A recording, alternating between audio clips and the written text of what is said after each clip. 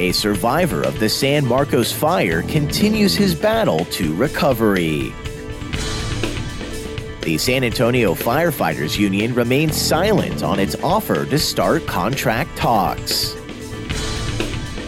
And Alamo City approves a new fee for tourists. This is your Express Briefing podcast for Friday, December 7th. Subscribe to this and other free content at expressnews.com/podcasts. And get each day's top news and sports headlines delivered to your inbox at expressnews.com/newsletters. 20-year-old Zachary Sutterfield continues to recover from critical injuries he suffered in a catastrophic July apartment fire that killed 5 people in San Marcos.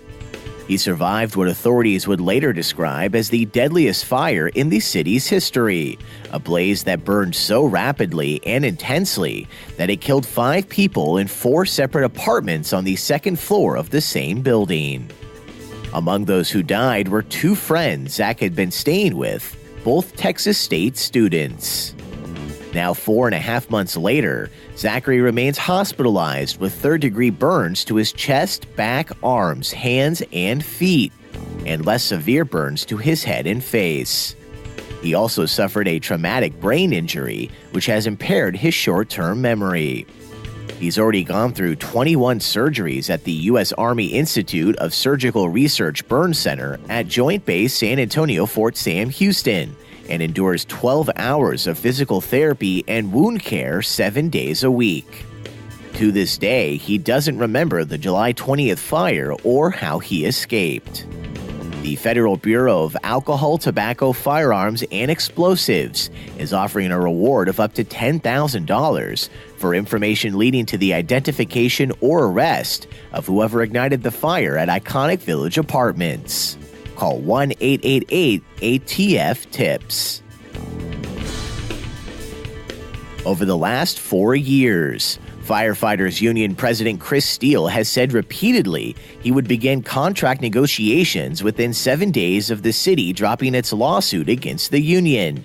But more than a week after the city did just that, he hasn't made good on his promise, and his failure to do so has raised questions, even from his closest council ally. While on November 29th, city attorneys officially dropped the suit and sent a letter to the union's lawyer requesting that the 2 sides begin working on a new contract. Officials have received no response to the letter. And Thursday, Councilman Greg Brockhouse said he's disappointed with the union and that he's, quote, at a loss why they won't return to the table. Firefighters haven't received pay increases since their contract expired on September 30th, 2014. But because of its decades-long evergreen clause, the contract stays largely intact until it's replaced by a new one. In 2015, the city claimed the evergreen clause was unconstitutional and sued, but the courts disagreed and handed losses to the city at both the district and appeals court levels. This summer, the Texas Supreme Court rejected a request to hear the case. New contract negotiations will have multiple areas of conflict, including with health care. Under the old contract, firefighters pay no monthly health care premiums for themselves, spouses, or children, and have very low deductibles and annual out-of-pocket maximums. The city wants them to take on a higher percentage of those costs. And visitors to San Antonio will soon have to pay a new fee if they check into one of the city's larger hotels.